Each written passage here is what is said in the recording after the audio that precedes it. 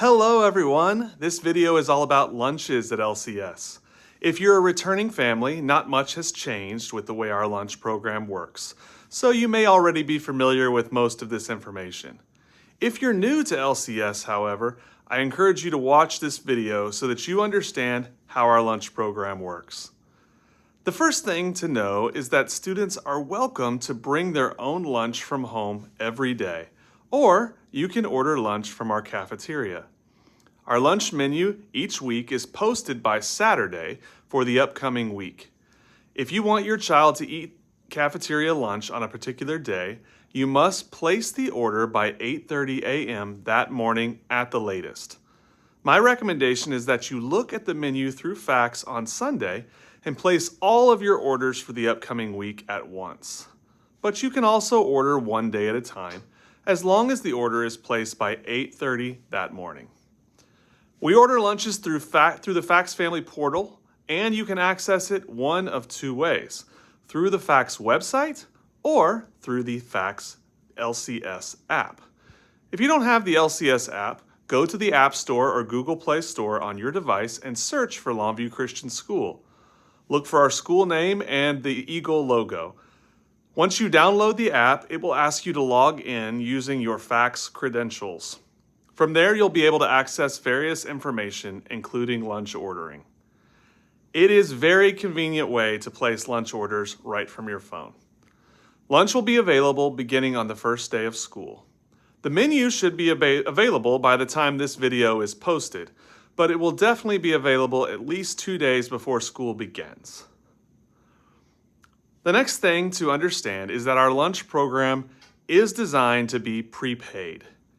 If you plan to use the LCS lunch program, go into Fax Financial and deposit money into your lunch account. This is the same system you use to view and pay your tuition charges, and you can also access it through the LCS app. You can choose how much money to put into the account. For example, you might deposit $50 or $100. The amount you choose will depend on how often your child plans to eat in the cafeteria and how many children you have. As a child eats lunch, the charges will be deducted from that prepaid balance. When your balance drops to $5 or less, Fax will send you an automatic email reminding you to replenish the account. We ask that you please keep your lunch account funded so that your child can continue ordering lunches without interruption. One thing to be aware of is that the billing process sometimes takes a day or two to post. For example, if your child eats lunch on Monday, the charge may not appear on your account until Wednesday. However, the description will indicate that the charge was for Monday. Parents sometimes get confused when they see a charge that appears a couple of days after the actual lunch, so I wanted to make sure you're aware of that. Next, I want to talk about student add-ons. The normal process is to order lunch in advance, as I've already described. In most circumstances, students cannot simply walk up and order a meal. Our cafeteria staff prepares a certain amount of food based on the number of orders submitted by the deadline. However, sometimes there is extra food available at the end of high school lunch. If that happens, Ms. Shauna will let the students in the cafeteria know that additional meals are available. If a student chooses to take one, the charge will be added to your lunch account. We also normally have a surplus of certain items, such as chips, water, cookies, and similar snacks. Students may ask for these items without pre-ordering, and if we have them available, we can normally provide them. Those items will also be charged to your lunch account. The challenge with this is that parents have different preferences. Some parents want their child to be able to ask for additional food if they're hungry and don't mind the additional charge. Other parents would prefer that their children not order anything extra or add charges to the family's lunch account. We don't always know which parents have which preference, so our general policy is that students will be allowed to request available extra food. However, there are two exceptions. If the food isn't available, obviously we can't provide it.